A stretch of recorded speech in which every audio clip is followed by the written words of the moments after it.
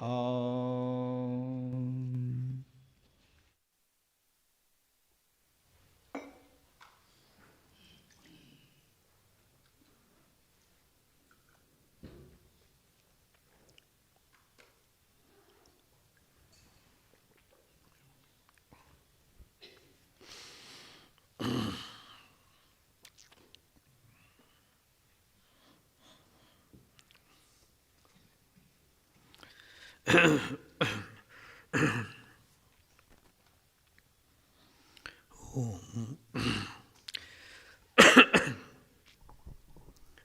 नमः परमर्षिभ्यो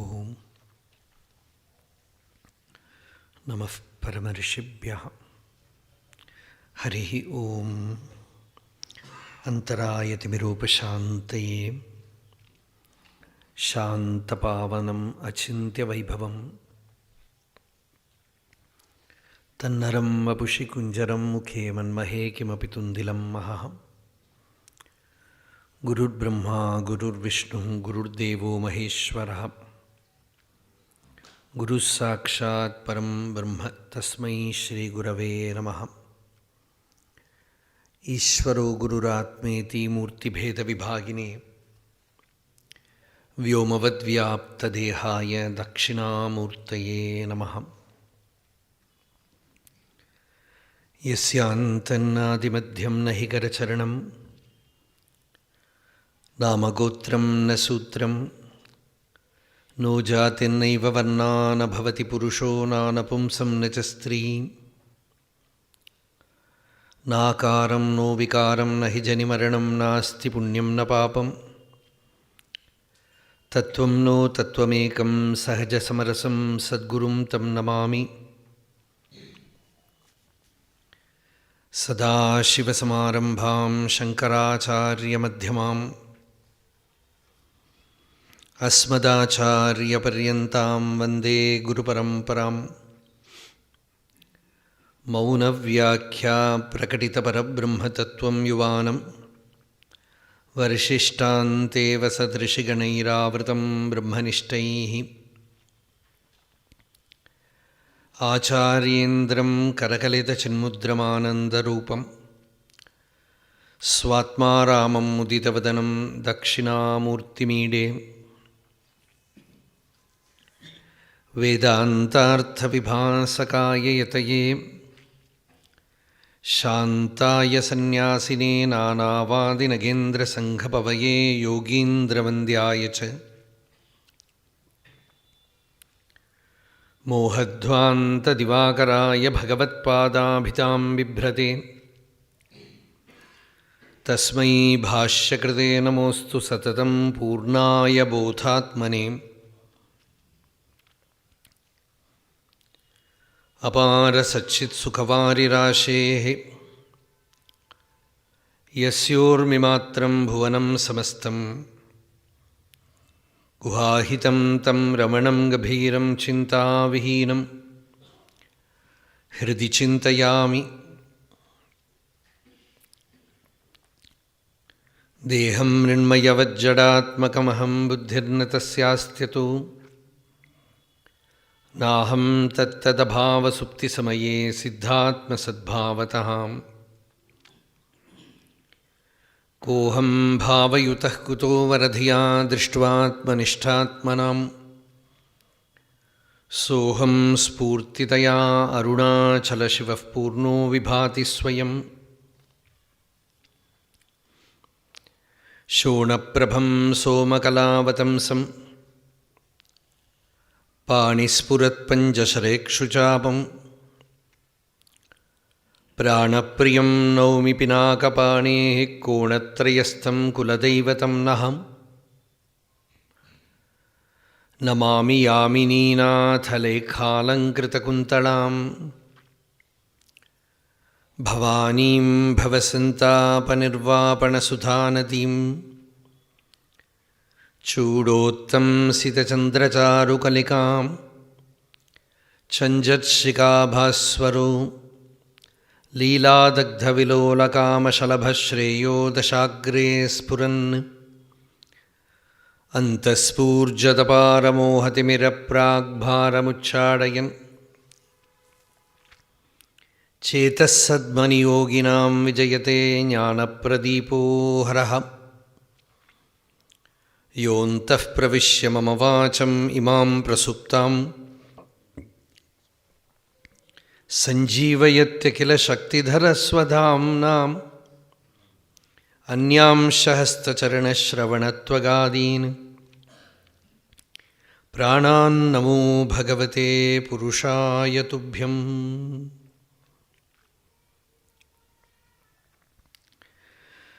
जन्माद्यस्य यतोऽन्वयादितरतश्च अर्थेष्वभिज्ञस्वराट् तेने ब्रह्महृदाय आदिकवये मुह्यन्ति यत्सूरयः तेजो वारिमृदां यथा विनिमयो यत्र त्रिसर्गो मृषां धाम्ना स्वेन सदा निरस्तकुहकं सत्यं परं धीमहि कस्मै येन विभासितो यमतुलो ज्ञानप्रदीपः पुराम् तद्रूपेण च नारदाय मुनये कृष्णाय तद्रूपिणाम् योगीन्द्राय तदात्मनाथ भगवद्राताय कारुण्यतः तच्छुद्धं विमलं विशोकम् अमृतं सत्यं परं धीमहि धर्मः प्रोज्झितकैतवोऽत्र परमो निर्मत्सराणां सतां वेद्यं वास्तवमत्र वस्तु शिवदं तापत्रयोन्मूलनं श्रीमद्भागवते महामुनिकृते किं वा परैः ईश्वरः सद्यो हृद्यवरुध्यतेऽत्र कृतिभिः शुश्रूषिभिस्तक्षणात् निगमकल्पतरोर्गलितं फलं शुकमुखादमृतद्रवसंयुतं पिबद भागवतं रसम् आलयं मुहुरहो रसिकाः भुवि भावुकाः यं प्रव्रजन्तमनुपेतमपेतकृत्यं द्वैपायनो विरहकातर आजुहाव पुत्रेति तन्मयतया तरवोऽभिनेदुः तं सर्वभूतहृदयं मुनिम् आनतोऽस्मि यस्वानुभावमखिलश्रुतिसारमेकम् अध्यात्मदीपम् अतितितीर्षदां तमोन्धम् संसारिणां करुणयाः पुराणगुह्यं तं व्याससूनुमुपयामि गुरुं मुनीनाम् नारायणं नमस्कृत्य नरं चैव नरोत्तमं देवीं सरस्वतीं व्यासं ततो जयमुदीरयेत् सच्चिदानन्दरूपाय विश्वोत्पत्त्यादिहेतवे तापत्रयविनाशाय श्रीकृष्णाय वयं नुमः।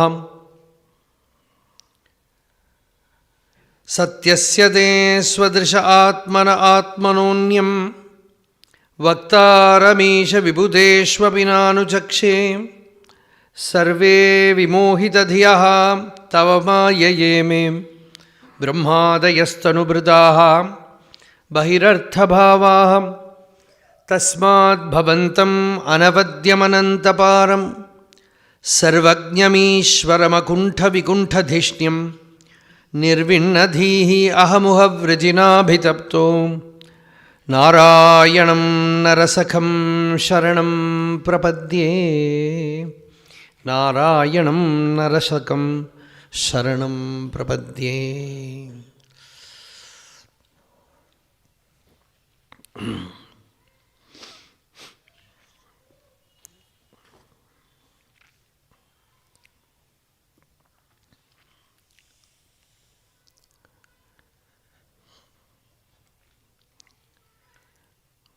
We are speaking on Srimad Bhagavatam, Ekadasha Skandha, the 11th Canto of Bhagavatam.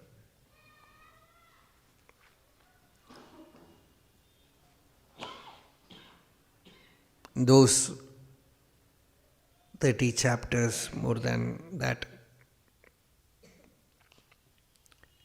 It is all full of profound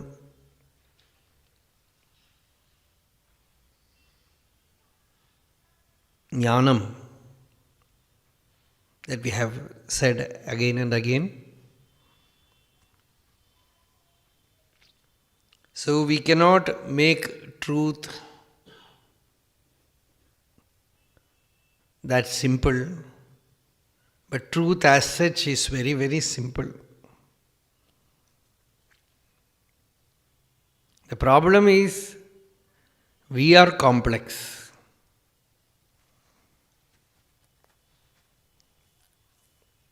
So anyhow, what is Bhagavatam about? Generally people know Bhagavatam means bhakti. But Bhagavatam is not simply bhakti alone. If you take bhakti means the highest spiritual experience. Bhakti means generally what people understand, they understand it as love, devotion. But worldly people will speak about love, they only know personal love. They only know attachment. The true love you will see only in great bhaktas, the devotees.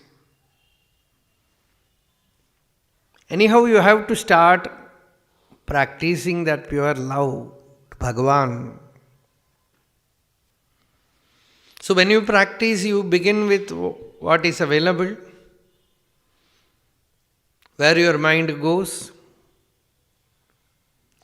Satvikani eva seveta. Yesterday we said you should have some sattvic ideal to meditate upon. That is why all these temples have come like that. And there you worship Bhagavan in some form. That form is called Archavatara. It is also an avatara, an incarnation. It is called Archavatara. Bhagavan has compassionately manifested in that form so that you can worship Him, you can see Him through the senses. You can give Him a bath, you can offer Him food, you can give Him cloth.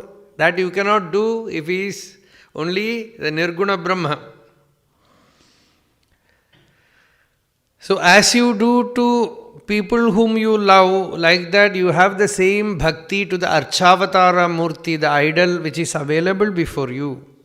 People will say it is like children playing with a doll, but we are all spiritually children.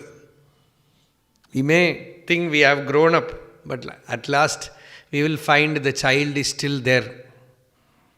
It wants to play. So some element is there. So first you need a murti and your puja starts from there. Archada varchaye tavat.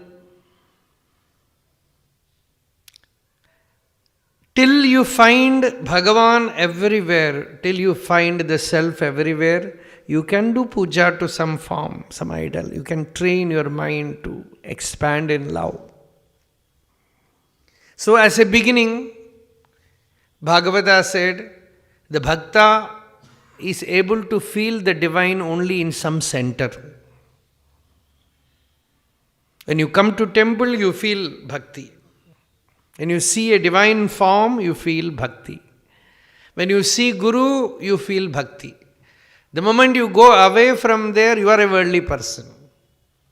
All these things come. So, Archayam eva harayem Pujam yashraddhayehate Natad bhakteshu cha anyeshu sabhakta prakrita smrtaha. He is a novice, he is a beginner in spiritual life. He begins his spiritual life by worshipping the divine in some divine form. But later on, when he goes and worships in a temple, he might be a beginner, but you don't know, sometimes he will become one of the greatest saints. Many great saints were born by beginning from a temple. Our Swami Vimalanandaji Maharaj, yesterday we were discussing about his life. He has told that his spiritual life began by going to a temple in Mysore.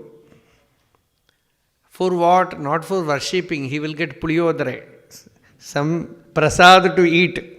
He said, I will get very tasty prasad there, hence I used to go there. So for some, the greatest spiritual journey started from the tongue. But how it flowered as a great saint. So sometimes, all these things are necessary.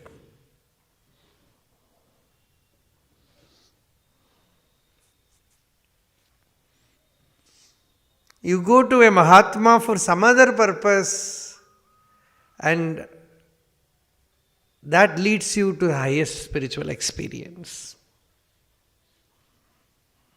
So Archanamurti, the worship of an idol, was not brought by some worldly person, it was all brought by sages.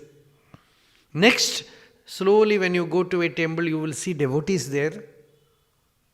You will have company of devotees and start listening Bhagavatam or Gita or something very profound goes into you. Or sometimes some bhajan you listen, suddenly something opens up. Ishvare tadadhineshu balisheshu dvishatsu prema Maitri Kripa Upeksha Yahkaroti Samadhyamaha is a mediocre devotee. The middle class devotee is first the beginner, then the middle class devotee is he will take part in satsang. First you come to satsang, sit in a corner, sleep. That is how it begins. Then slowly something goes inside. You feel like listening, slowly that faculty of listening is sharpened, refined. That is also a tapas. Even listening is a tapas. That Shravana is a very powerful tapas. Bhagavata says, one who knows that art of listening, that very moment God enters his heart. Shushrushubihi takshanat. That very moment the divinity shines forth in their heart. God enters through the ears and enters the heart. If he enters through the mouth, he will go to the tummy. But if he enters through the ears, yah karnanadim purushasya yataha bhavapradam geharatim chinati. I am always afraid to translate this verse. Bhagavatam says, anyhow this is Sivananda Ashram, Rishikesh, I can translate. This Bhagavad Katha, what does it do? It enters the ears and goes deep inside, and they have this kind of surgery, laser surgery and keyhole surgery, like that ear hole surgery. Through ears, these words of Bhagavata or the Upanishad enters and a surgery is done. Something is removed. And what is removed? Attachment to, it is not my words, attachment to family, attachment to house, attachment to all these things are all cut asunder. Bhavapradam, because it gives you becoming more and more and more suffering. Slowly in a mild form that is cut from within. Geharatim chinati. That is why these gopikas, they were all great devotees of Krishna. And there is a Brahmara Geetam addressing a Brahmara. The bee, honey bee, they are telling, they are speaking about Krishna. They say, you should never listen to his stories. They are so nectarine, karna piyusha viprut. They are also like amrita. But once they enters, it is very dangerous. Sakridadana vidhuta. Even if once you drink that story through the ears, dvandva dharma vinashtaha. All this attachment to all the duality, cold, heat, good, bad, this, that, all this family attachment, worldly attachment, everything drops off. Bahavaha, many. Iha, in this world, vihangaha, many are the birds who just flew in the sky of Chidakasha, breaking all the cages. They just were left free in the space, pure space of consciousness. Bahava iha vihangaha bhikshucharyam charanti. Okay, not much. Higher dose is not needed. So here, Bhagavan said, first you begin with a temple worship, then you have friendship with devotees, love to Bhagavan, and those who are against devotees, such people will be always there. Bhagavan will keep such people near a devotee. They will be constantly fighting with you, telling you, you are wrong, you should not be like this. We have heard a very interesting anecdote about Socrates. He was a great philosopher, no? So, whenever he used to have conversation, philosophical discussion with his disciples, his wife used to make such chaos there. She will every day become angry and fight with him, make big noise. And he will not even care to look. He will be talking to his disciples. One day she took a pitcher full of water and threw it on his head. He looked at her and remarked, every day it thunders, today it rained.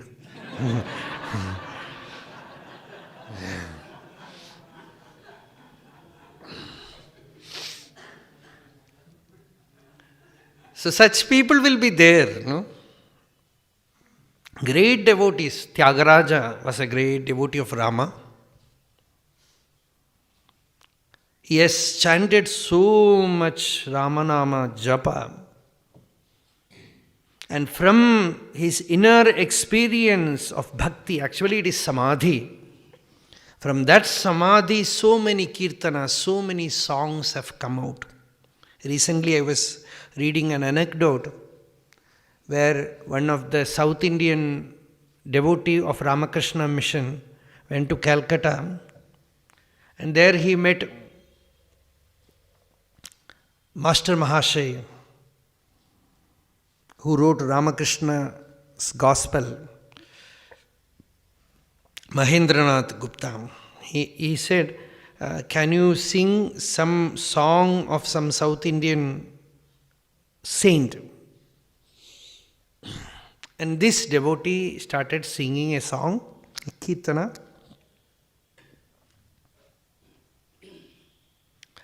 Of Tyagaraja.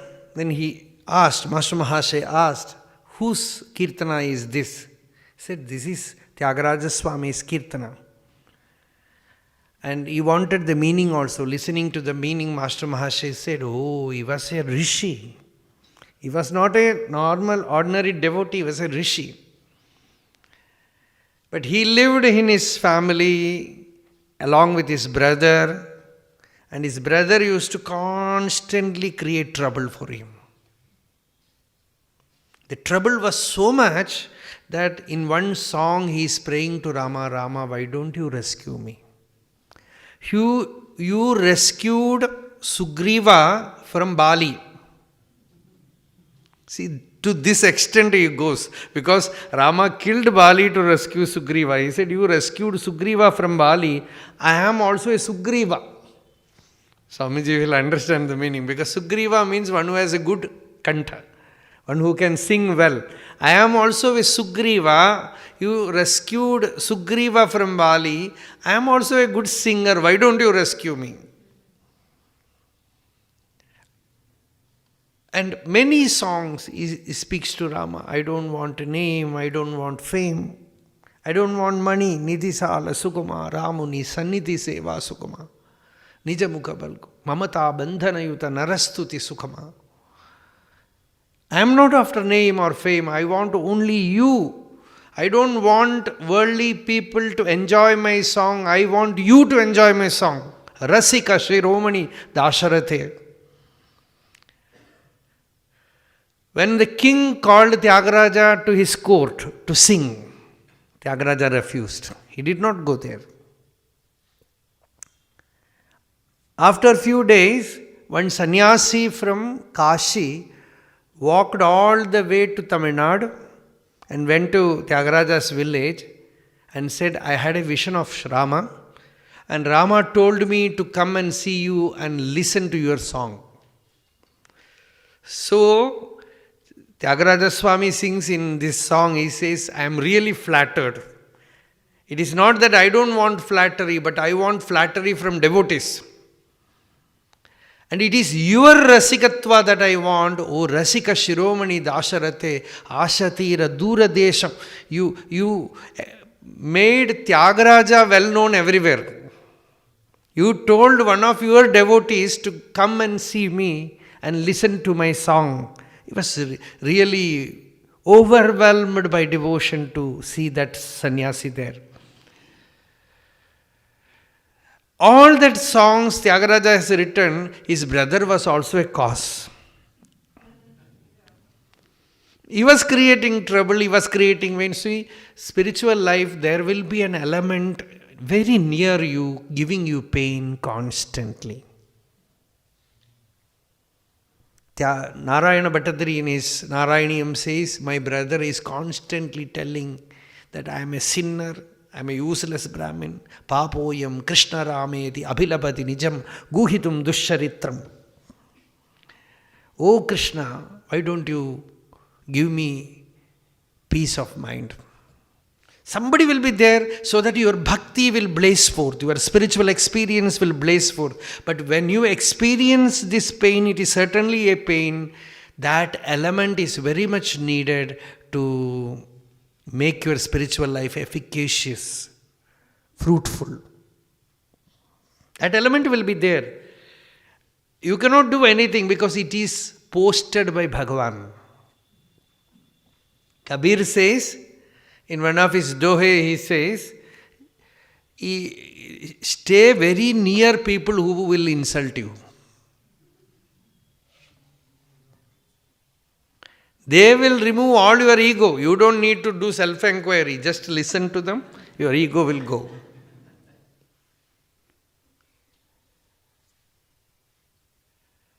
And Eknath Maharashtra Sant, he says, people who speak unnecessarily scandals about saints, such people are the most selfless workers. The first line he says, they are the most selfless workers. And the second line of the Abhanga he says, they are purer than Ganga. They purify you very, very easily. And they are the greatest Tirtha Kshetra. Without any benefit, they give you purity, they cleanse you, they wash you, they make you pure. So worship them, he says. And Gurudev Shivanandaji Maharaj, there are many, many incidents where people who hated him, who criticized him, he will go to them with some laddu or something. And he will say, Nindak Narayana, give him that and do a namaskara. There are many incidents in his life where he will pay attention to such people more. There was one person who wanted to kill Swamiji. The right moment he escaped. With some iron bar he was about to hit Shivanji Maharaj in his head. Then he was caught. Of course, he was taken to police station. But next day, Swamiji went there and asked the policeman to release him, gave him cloth, money, sweet, everything. He would have certainly done a namaskara also. Then one person, he was mentally not all right, so one devotee was sent with him to Delhi to see that he goes back to Salem or some other place in Tamil Nadu. He was sent there, and then Swamiji wrote letter to him, have you reached safely? And sending every now and then some japamala, some spiritual books to him, constant. So this is the nature, because they see everyone as God. Sarvabhuteshu yaf pashyet Bhagavad Bhavam Atmanaha. They have seen the Bhagavad Bhavam of Atma. They have seen their own Atman, their own self as Bhagavan. Now when with open eyes they are able to see Bhagavan everywhere. This is all Bhagavan. Bhagavan is in the form of, in every name and form. And their love has become bhakti. Sarvabhuteshu yaf pashyet Bhagavad Bhavam Atmanaha Bhutani Bhagavati Atmani Esha Bhagavatottamaha. He is the highest bhakta. This is simply Upanishad. Yasmin sarvani bhutani atmaiva bhut vijanataha tatra ko moha kashokaha ekatvam anupashyataha yastu sarvani bhutani atmanyeva anupashyati sarvabhuteshu cha atmanam tato na vijugupsate. This Upanishad mantra has become bhakti mantra here. Seeing the Atman everywhere, seeing Bhagavan everywhere, such a bhakta, Bhagavatam says he is a Jivan Mukta. He is also living like anyone else. Through the senses, objects are going inside. He is also recognizing the world. He is also eating food. He is also sleeping. He is also working. But he knows that this is all Bhagavan Maya. Grihitva pi indriyairarthan. I am taking some other former chapter now. And just as a prelude, I felt like that. Grihitva pi indriyairarthan. He is enjoying the world through the senses, but nadveshti na hrishyati. He neither is against it, nor hates it, nor likes it, gets attached to it. Vishnor mayamidam pashyan savai bhagavatottama. Such a one is a great Bhagavatottama, is a great Bhakta, says the Navayogis. So, the spirituality which Bhagavatam brings forth is Vedanta and Bhakti mixed. Both same only. You have that Bhagavat Prema in you, but that love is born out of pure Atmak Jnana, self-knowledge. And that is Bhagavatam. Bhagavatam means that which belongs to Bhagavan. And Bhagavan is, who is Bhagavan? Bhagavan is your own inner being, your own inner self. What is in you as your own life principle, that is Bhagavan. That which is the essence of your own existence is Bhagavan. To know that Bhagavan, the mind should cooperate. Mind should become quiet. When the mind should turn inward and merge in the heart, once the mind is absorbed in the inner self, in the inner reality, God realization happens. God is always shining forth there as your own self. Yes, Sakshad Aparokshad Brahma.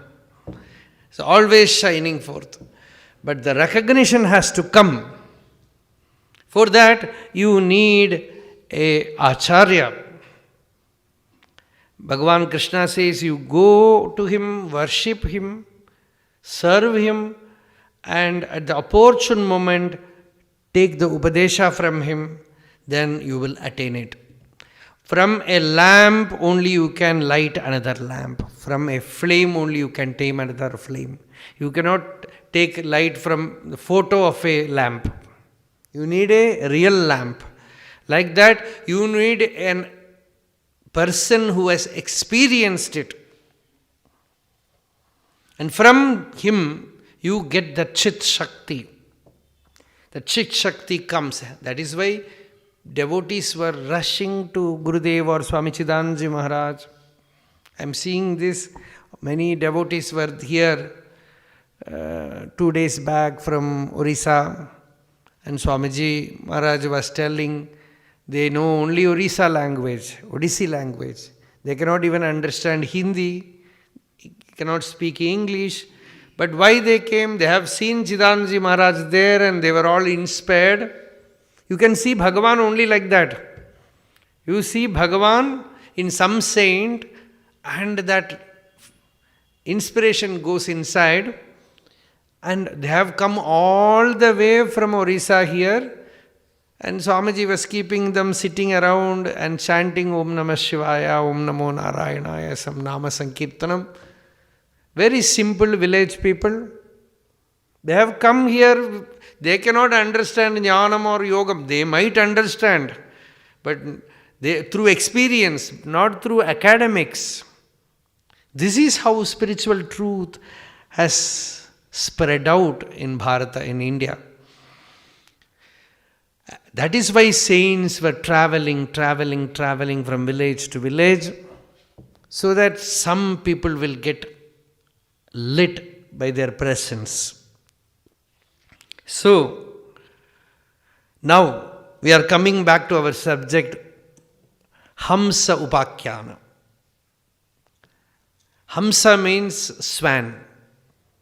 I don't know whether the swan that they are speaking about is still there. Something like a swan you can see here, there, somewhere. But the swan is also a mystical bird.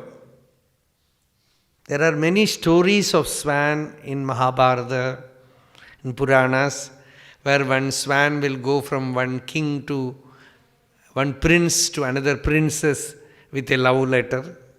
It will go and speak there. Such stories are there in Nalacharitram, etc. So many swan stories are there. But what does the swan do? There is also a saying that if you give milk mixed with water to swan, it will separate the milk from water and drink only the milk. The water will be left there. Exactly this idea is taken in spiritual life and it is called hamsa vidya. In Lalita Sahasranamam, it is there, hamsa vidya. That hamsa vidya means, it means hamsa also means the swan, it also means an enlightened monk, a saint. And exactly like the swan, what does he do? The entire world is mixed with consciousness and matter. He has attained that ability in him to separate consciousness from matter and behold only consciousness everywhere. See, if you look, this is all matter. We can see only matter. Some women are sitting, men are sitting. Some female body, male body. If you look at the body, you see only that. But the mind has become so subtle. It is trained to see the stuff inside, the consciousness inside, the divinity inside. Once that state one has achieved, then matter can no more hypnotize such a person. He knows matter does not exist. He knows that it is all God. From gold you make ornaments, bangle or some finger ring or some crown, or people are making cars with gold. Somebody has made a toilet with gold. But essentially, it is all gold, gold, gold, gold. Like that, the entire names and forms are all changing, but the basic stuff is that gold, that is pure self, the Atman. It has become every name and form. There is no Bheda. One who is aware of this basic principle, this Advaita Jnana, Bhushasu Swarnavadva, Gada Sharavadige Mritikavat. Like the gold behind all the names and forms, like the mud, earth behind all the pots and idols made of mud, like that, behind all the names and forms, in reality, there is only one, that is the non-dual Atma, the Self, the Brahman. And Jnani is ever aware of that, he is illumined about that.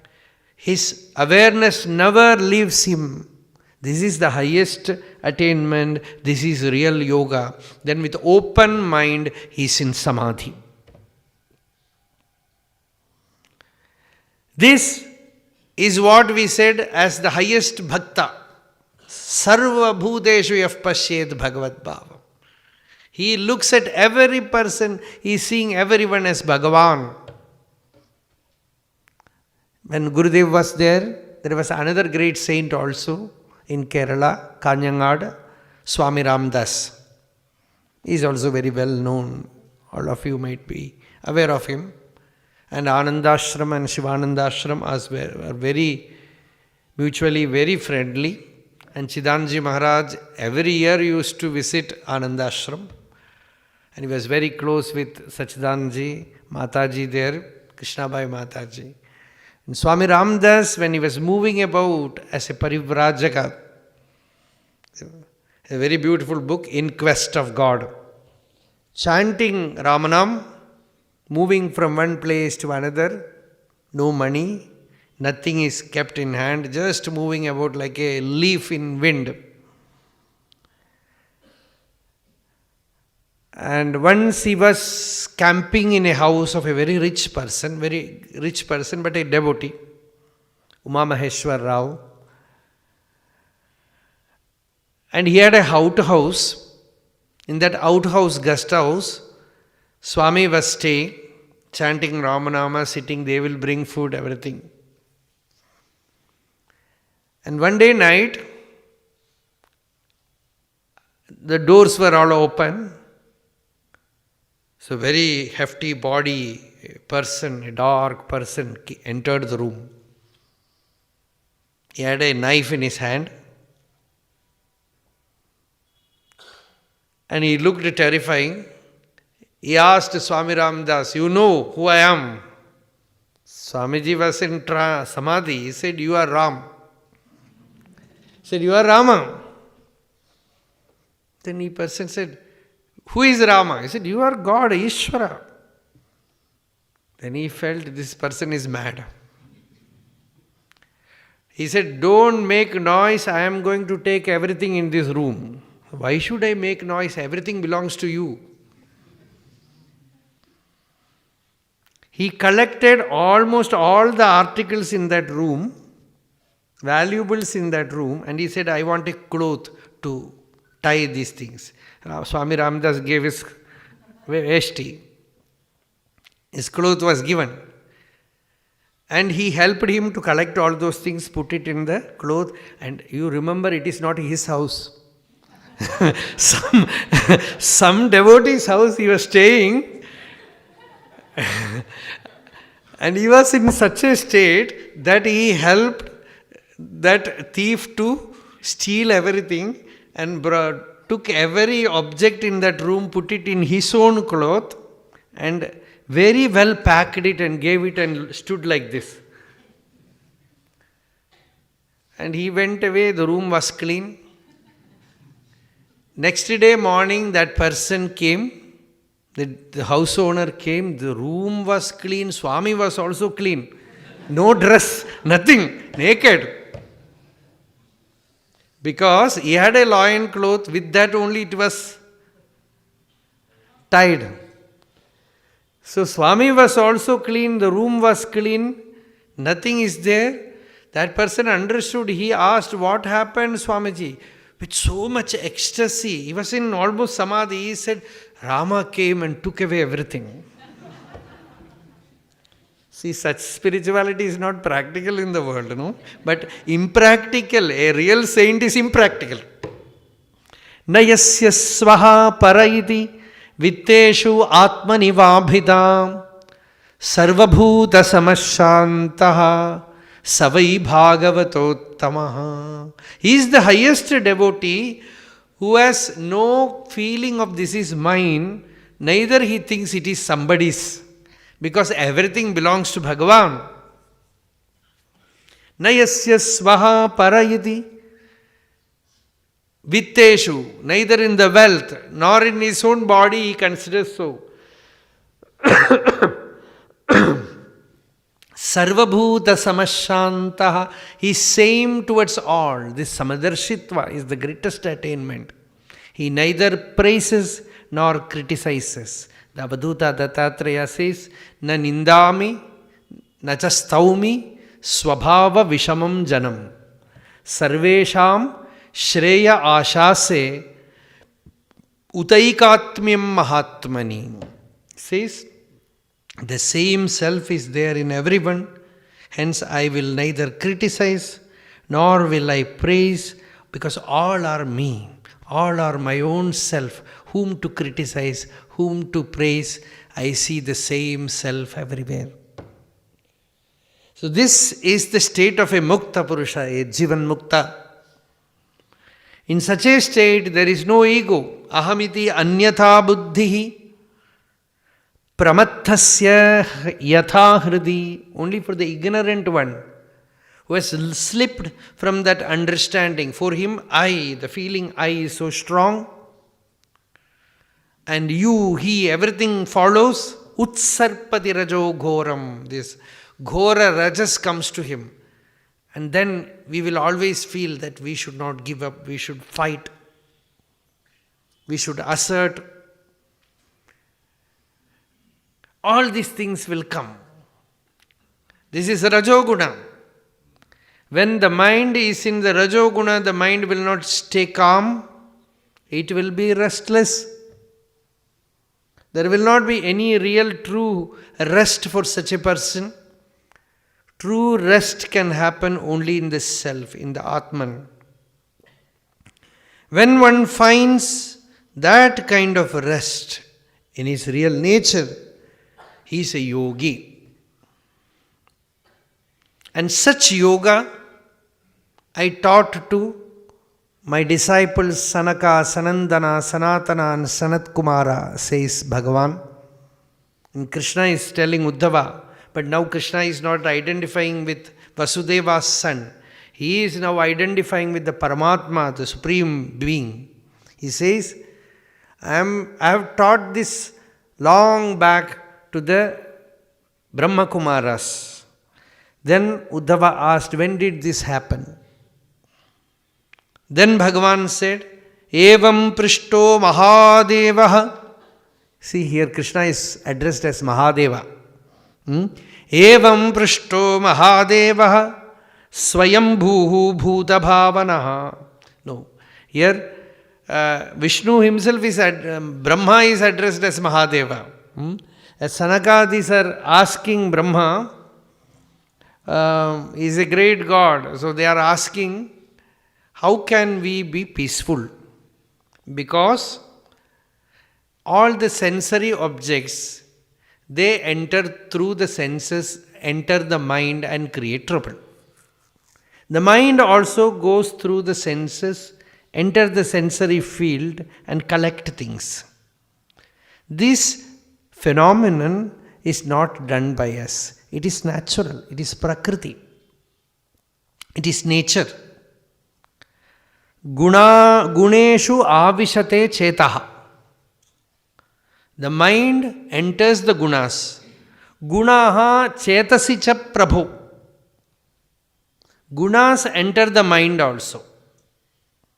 You can say it goes through the senses and enters the world, and world enters the senses, mind. Or inwardly also this sattva guna, rajo guna, tamo guna mixture happens. How can we give it up? It has become one, pasted together. Katham anyonya santyagaha mumukshoho atititirshoho. A mumukshu, a person who is seeking freedom, ultimately will realize that outwardly renouncing one cannot become free.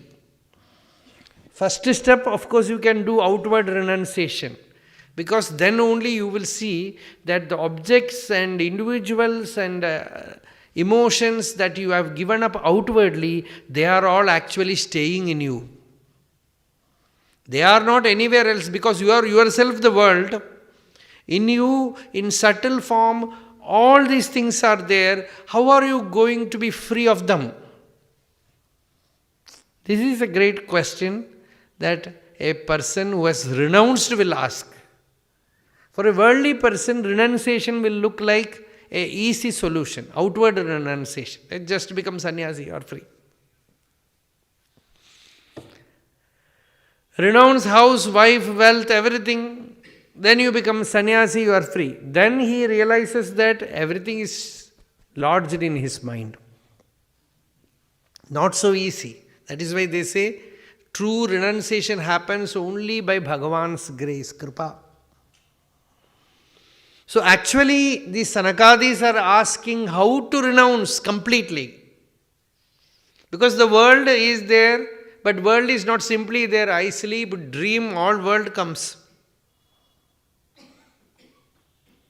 The ego is inside. Then how to be free of these things? Suppose you meditate very well, you will be peaceful. But once in a while you have to wake up and move in the world. A story is told about a sage who wanted to meditate without any disturbance. His name is Saubhari. He found that wherever he goes, there is disturbance. Ultimately, there are sadhakas also who say we want a place where there are no human beings are there. These human beings are great disturbance. Like that, this Saubhari also thought. So he is a great yogi, he has great power. He went to Yamuna river, and in a particular portion, he freezed the river, entered the river and started staying inside the water. Such power he had. And hours and hours he will meditate inside Yamuna, and every day he became very familiar with the inside water. We are not familiar. But we are familiar with only the outside world. Now he became very familiar with the river, inside world of river, and started seeing all the fish there, fish and all water creatures, and slowly he became familiar with them, and he was able to recognize one fish from another fish, started giving names to them, and he started observing their family life, how the fish is living. Because wherever, this is just like staying in a dark room, slowly you start seeing things. Like that, he was observing and becoming familiar with the fish and their family life and family details, and started communicating with them. And then he found they have very good family, nice family life, married children, grandchildren, all these things are there. Then he felt, what am I doing alone inside this Yamuna? Such a hydraulic life. I will also go out and get married. And he jumped out of the water, all big beard, big jata, looking like a weird creature. So he went to the palace of King Mandhada. King Mandhada had 50 daughters, princes. So he went to king and asked for the hand of one of his daughters. He said, I want to get married to one of your daughters. The king saw he looks like a devil. Because not very handsome Because so many days of fasting and austerity and tapas, the body has become so burnt and living inside water, all wet. But he is a tapasvi, yogi. We don't know what curse he will give. So king was also afraid. Very diplomatically he dealt with him. He said, you go to the harem, Antahpura, and there, whichever girl likes you, you get married. And he was sure no girl will like him. So he said, I can simply say, what can I do? My girls are not wishing to get married to you. That simple, he can solve the problem. But the person he was dealing is not an ordinary person. Will he not know what the king is thinking? He knows the language of fish, he knows the language of tortoise, he knows everything.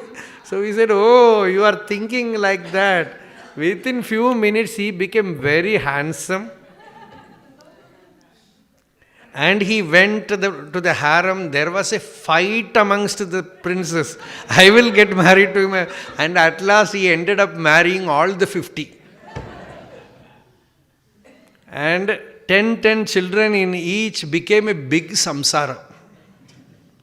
And after some years, only he thought, where has all this begun? It all began from my searching for a place, quiet place for meditation. I searched and found that underneath the water is the quiet place. From there samsara began. Such a big samsara happened. So this is the story of that Mandhada.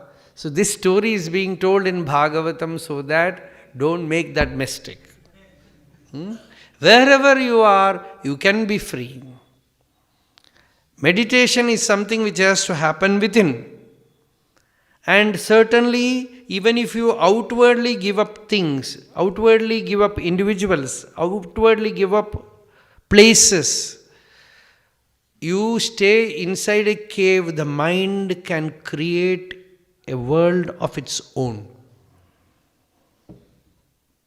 So better, wherever you are, train the mind to remain in the highest wisdom. How to do that is the question now.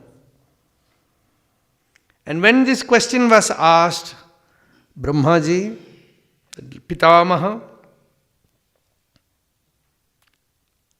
he just meditated within to find the seed, the cosmic primordial seed within him. Evam prishto mahadevaha swayambhuhu bhuta bhavanaha dhyayamanaha prashnabijam nabhyapadyata karmadhihi. He could not find the answer for the question. When you cannot find solution, you have to stay with the question. Especially spiritual thing, till you find the truth, you have to meditate. And if you cannot find, you have to speak to Bhagavan. Bhagavan, give me the Upadesha. Samam achintayad devaham prashnaparatirshaya. He wanted to cross to the other shore of this problem. So he meditated on Ishvara. Samam achintayad devaha prashnaparatirshaya tasyaham hamsa rupena sakashamagamam tada. Then Bhagavan said, I manifested before him as the swan, the divine swan. Drishtva mam ta upavrajya kritva padabhivandanam brahmanamagrata kritva paprachuhu ko bhavaniti. When the swan, divine swan form appeared, these Brahma Kumaras, they are 4. They are highly intelligent, austere people. They asked, who are you? Ko bhavan. When they asked Bhagavan, ityaham munibhihi prishtaha tattvajijñāsubhistadām yadavojamaham tebhyaha taduddhava nibodhame. O Uddhava, When they asked like this, I gave an answer to them. I will tell you what it was. Vastuno yadi ananatvam atmanah prashna idrishaha katham ghadedavo vipraha vakturuva meka ashrayaha. The entire existence is one. If you consider that there are many, many objects, you will never find the truth. If everything is only one, to whom are you asking this question? If you ask me, who are you?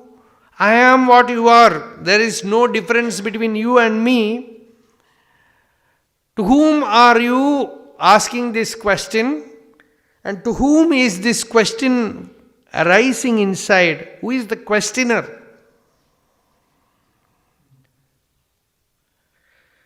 Katham ghadedavo vipraha. How is it possible to ask this question, who am I? Who are you? First of all, even this question should not arise within you. When a great sage, Narayana Guru, came to see Bhagavan Ramana Maharshi, he was also a great sage. He came there to see Maharshi.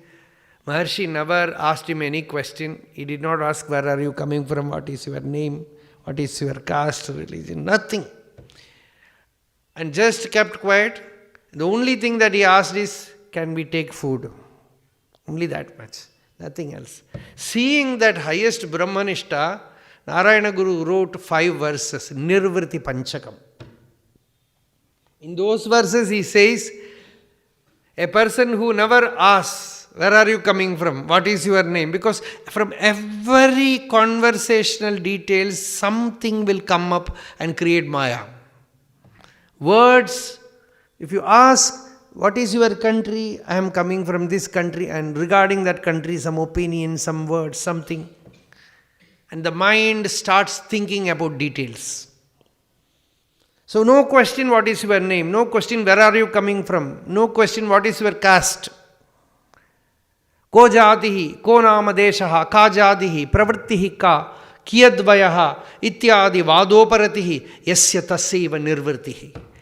Only to him that highest peace will be there, no interactional conversation, no asking about personal details, no explanation about personal details, simply nirguna, nirguna, nirguna. And in that state there is shanti, no unnecessarily speaking. Bhagavata says, na kinchit chintayet dhyayet vadet kuryat. Unnecessarily don't think anything, unnecessarily don't speak anything, don't unnecessarily contemplate on anything, don't unnecessarily do anything. Such a one is a Paramahamsa, is a Mauni, is a Sannyasi, is a real sage. Train yourself with that highest profound discipline. This is the moment the first very question was thrown back. This Maharshi used to say, used to do the same things. People ask question, he will say, who is asking this question? You cannot say I, because the moment you say I, the question will come, who is the I? That is why Kapala Shastri, a great scholar, used to call it as Brahmana Maharshi's Brahmastra. Very powerful weapon, missile. If you will not use that missile, I will ask question, he will say. Because if you use that missile, I cannot ask question. If you ask who is the questioner, no question is possible. So here, Bhagavan is using that. And he said, I have a question. Then said, who is Ko Bhavan? Who are you? He said, who is this I who is asking this I?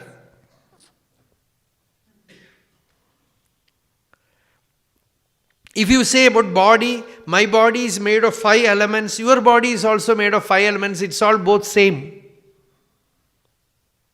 All flesh, blood, everything. It has no I. The body never says I. You can separate one limb after the other, no I. You can transplant kidney, transplant liver, transplant heart, no I. I is separate. So, if you are speaking about body is all same.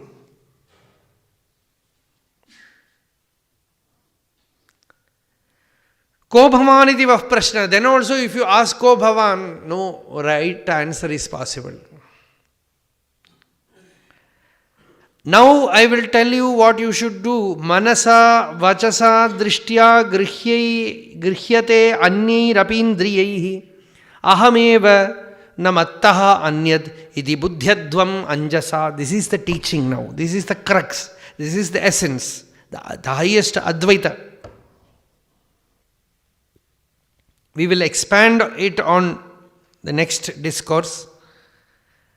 You asked how to be unaffected by the mind going out, things coming inside, the mind operating inside. Bhagavan says, Manasa through the mind, Vachasa through words, Drishtya through the eyes, Anyairindriyehi by all other senses. Whatever goes in, whatever comes out, whatever activities are happening, all that are I alone, Bhagavan alone. It is the Atman. It is that one non-dual principle. Just as waves happen, bubbles are coming, iceberg is happening, everything is basically water. Actually, the hydraulic creatures inside the ocean are also made of water only. Only water exists. Water appears as fish, water appears as whale, water appears as bubble, water appears as iceberg, water appears as foam. Essentially, salila eko drashta advaito bhavati. What is essentially true is only water. Like that, the entire existence is one pure, unadulterated consciousness. And that consciousness appears as body, as senses, as mind, as the sensory objects, as I, as you, as he. Only one non-dual whole exists. Just contemplate on this. Anjasa means tattva vicharena. Here it means tattva vicharena. Just by deep contemplation, by reflection, by enquiry, understand that what exists is Brahman. What exists is divine. Once you come to firm conclusion by meditation, with open eyes you have samadhi.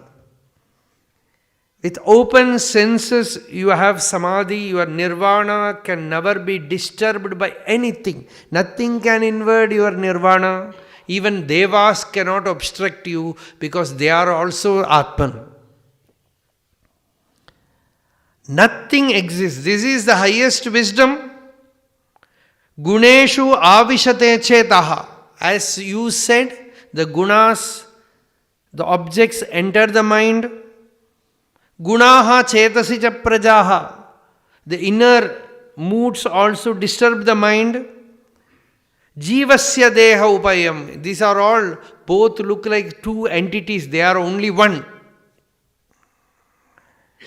Madrupa ubhayam tyajet. Bhagavan said, neither the sensory objects exist nor the senses exist. Give up both. Both are not yours.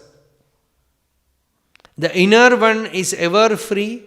Know the inner self, and when you are beholding the world, know that one non-dual essence alone remains.